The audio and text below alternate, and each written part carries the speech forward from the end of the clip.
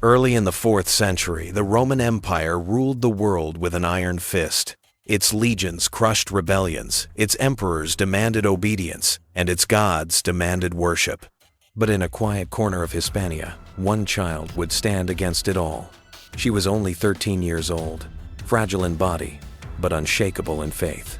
And when she walked through the marble streets of Mérida on a cold December morning, she knew exactly what awaited her: torture, fire, death. Her name was Eulalia, and the defiance she carried in her small frame would enrage the might of Rome itself, so much that her execution became one of the most brutal spectacles in the empire's history. But how could a child provoke such fury from the most powerful empire on earth? To understand her fate, we must first step into the world that shaped her.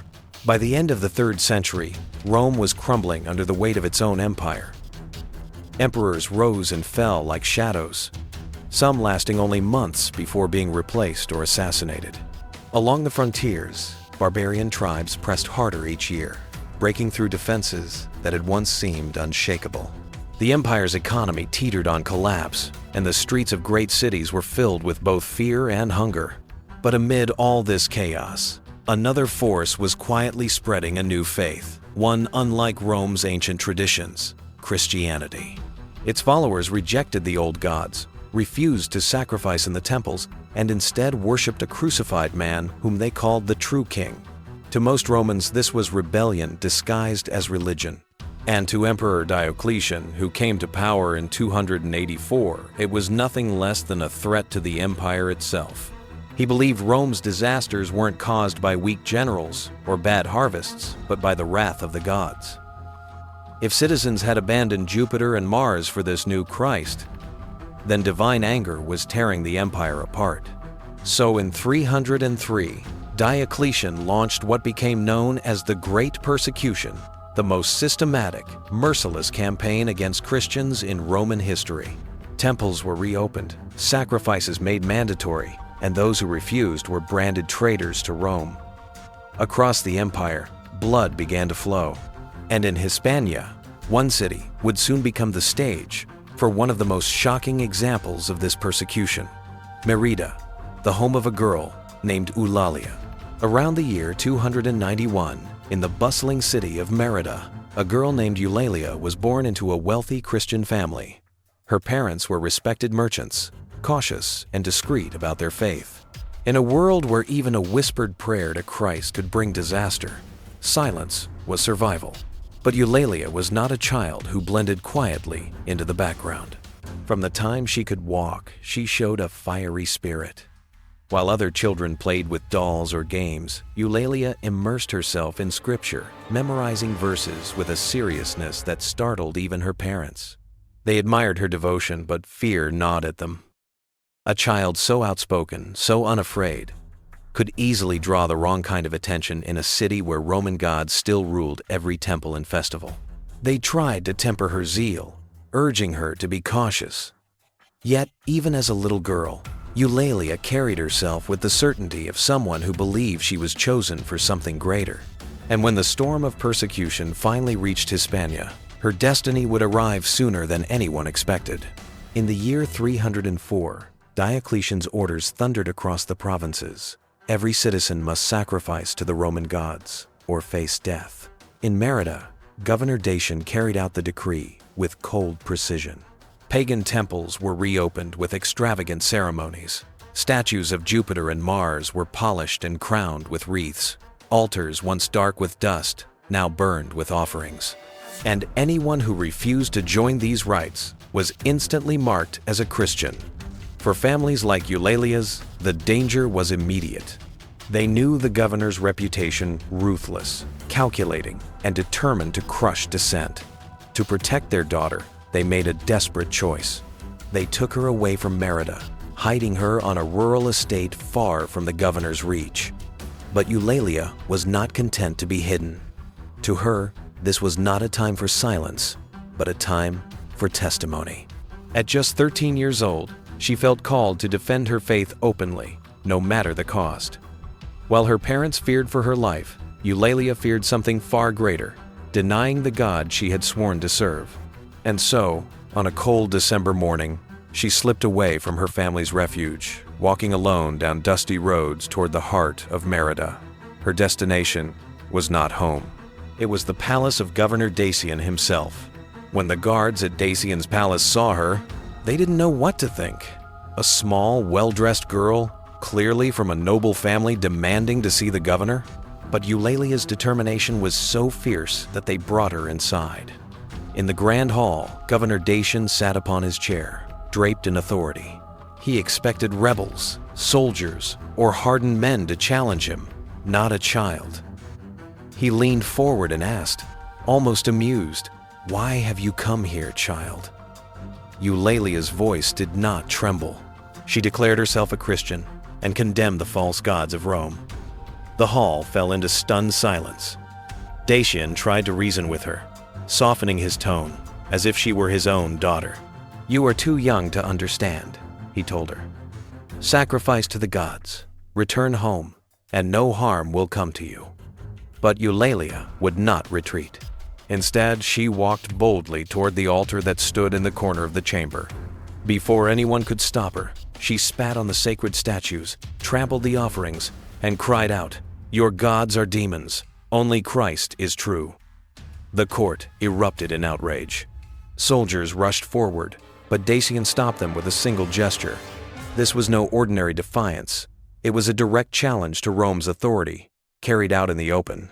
To punish Eulalia quietly would make her a martyr in whispers, but to punish her publicly, that could terrify the rest into obedience.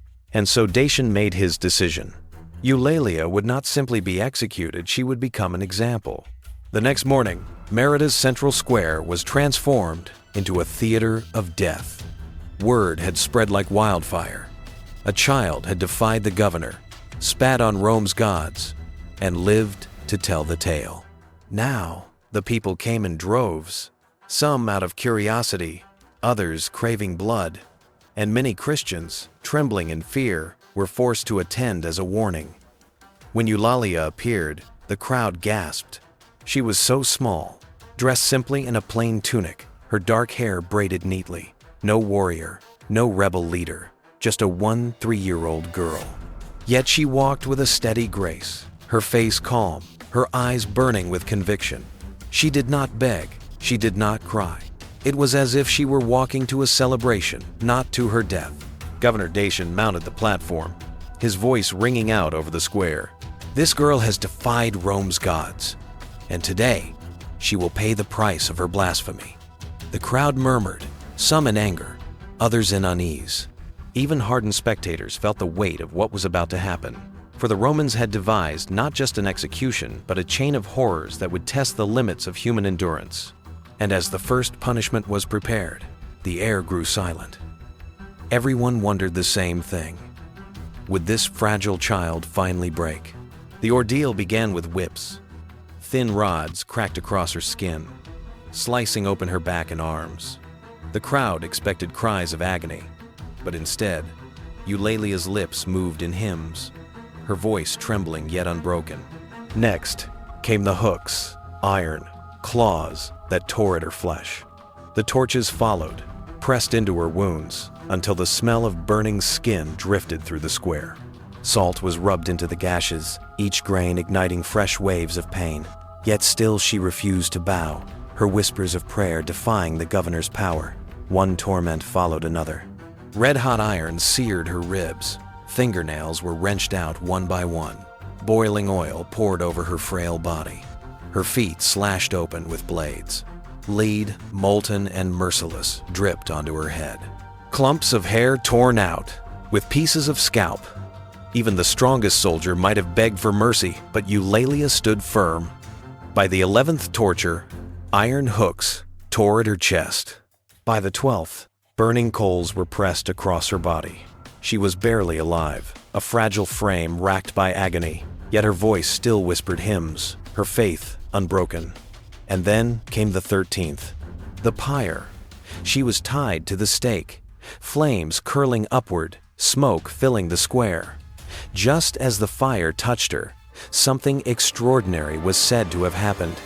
According to ancient accounts, a white dove burst from her mouth, soaring into the sky. To Christians, it was her soul ascending. To the Romans who saw it, it was an omen too strange to explain. The child was gone. When the flames died down, nothing but charred remains and scattered ash lay before the crowd. Governor Dacian ordered her body left in the open as a warning. He believed fear would silence the Christians of Mérida. But the opposite happened. The people whispered her name in the shadows, passing it from mouth to mouth like a secret fire that could not be extinguished. Eulalia, they said, the girl who defied Rome. At night, according to legend, snow fell upon the city, even though it was not the season. The Christians claimed it was heaven itself covering her burned body, veiling her wounds with purity. The soldiers tried to erase the sight, but the tale spread far and wide. Dacian had tried to turn her into an example of terror. Instead, he had created a symbol of courage. Her remains were quietly gathered and hidden away by believers. In time, shrines rose where her ashes once lay. Her story traveled across Hispania and even beyond. Eulalia's name refused to fade. Within decades, she was venerated as one of the first martyrs of Hispania. Pilgrims came to honor her at her resting place, seeking courage in the shadow of her sacrifice. By the Middle Ages, her story had spread so far that entire cities carried her memory. Barcelona claimed her as its own, building a cathedral in her honor. Mérida, where she first defied Rome, became a holy site, its very stones whispering her name. Her image appeared in frescoes, manuscripts, and hymns, always the same. A young girl, pure and unyielding, standing before the Empire of Rome. To Christians, she was proof that even the smallest voice could shatter the mightiest crown. And so, the girl who once walked barefoot across marble streets, whispering prayers as soldiers dragged her to her death, became immortal, not by sword nor by empire, but by faith. Her story still lingers, reminding us that courage is not measured by strength or years lived, but by the fire that refuses to be extinguished.